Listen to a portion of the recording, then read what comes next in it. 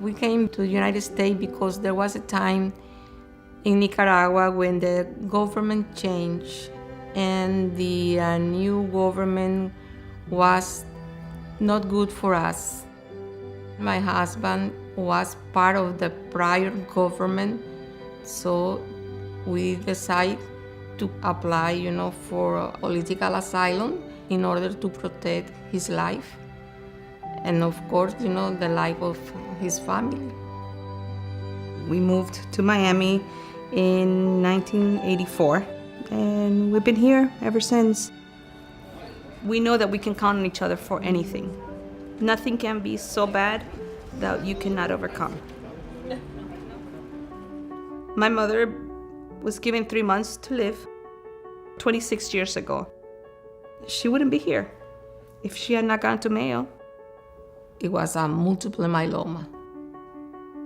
When I first had the diagnosis, I don't want to mention that word, in my house, with my kids, or not even with my husband.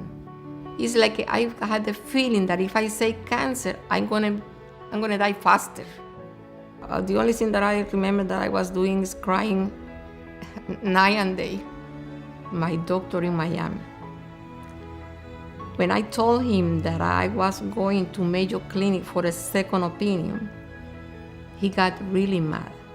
And I'm going to repeat because I never forgot, what he said to me. She's going to a little clinic, a 2-floor little clinic in Jacksonville. He was very upset. And then when I got to Mayo Clinic and I met with Dr. Colon, it was like night and day. As a medical oncologist and hematologist, we deal with patient situations when they are at a dire need, a desperate need. He said, the case is serious. We don't do miracles, but we're going to fight. We're going to help. You want to fight? We're going to help you to fight. Back then, there were not that many treatment options for multiple myeloma.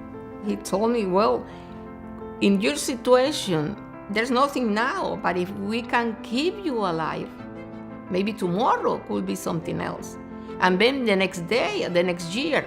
She initially had systemic chemotherapy. Medications, chemo, radiations. She was able to have a bone marrow transplant as well.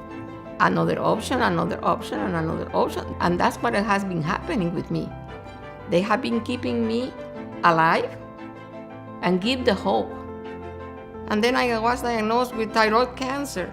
And now I was diagnosed with breast cancer. But, well, okay, if I have a place to go and help me to fight, I will fight. We've been surrounded by cancer for many years. Our family has learned to deal with whatever is thrown at us. When I was diagnosed with leukemia, it was a big shock. A month and a half from being diagnosed with leukemia, I was diagnosed with breast cancer. Suffering your cancer yourself is sad, you have to fight, it's hard. But when one of your kids is diagnosed with cancer, that's another story. And she cried with me at that moment, but she said, you know what? Don't worry about it. We're gonna do something. My mom was already, making phone calls to Mayo Clinic. We see a lot of these patients like her because of the uniqueness and difficulties in encountering somebody with multiple cancers. She had a double mastectomy at Mayo, and I continue to monitor her for her leukemia. When it comes to chronic myelogenous leukemia, about 90% of patients can be treated with an oral treatment that essentially turns off the leukemia. She was responding very nicely, but a year and a half into it, her white count started rising again. He always calls me his special patient because how everybody reacts to medications or to treatments is not how I react. We had second generation equivalents of this type of drug that could rescue about 50% of patients that fail first-line treatment. So we started her on one of these drugs. It was just like for me. another option, another option, and another option. That's Mayo Clinic. She had, a good response, but then this only lasted for about a year. It is at this point that we start talking about a bone marrow transplant. Fortunately, her brother was a full match. I knew that we were going to go in there and I was going to give her whatever she needed for her to have a second chance. The bone marrow transplant from her brother and the donor lymphocytes, for the most part, took care of her disease. She's considered cured. I'm so glad that the bone marrow transplant worked because she's been able to meet my wife, meet my daughter.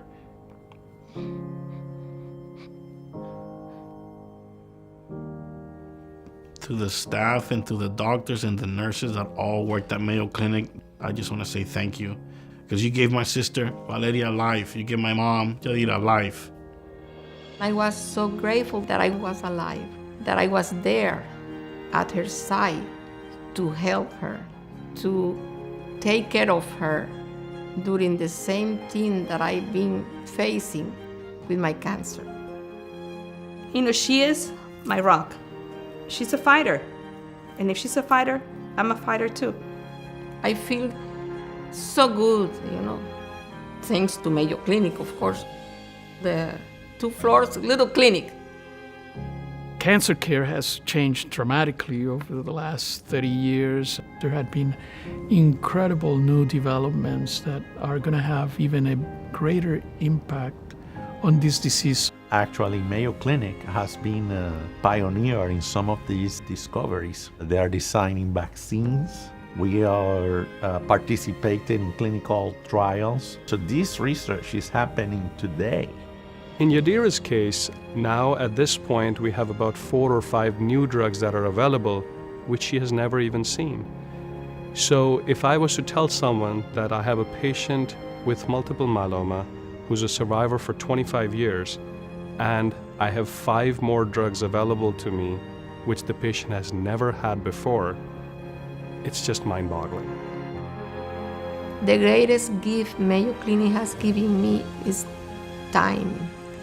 Time that I have enjoyed with my kids, my grandkids, and the rest of the family, and also with friends. And I cried when my daughters got married. I cried when my youngest daughter completed her master's degree. She was in middle school when I was diagnosed. I never expect to meet my grandkids. I have enjoyed not 1 grandkid, but 6. And I say, well, now I'm gonna survive until I can see my great grandkids. That's my goal.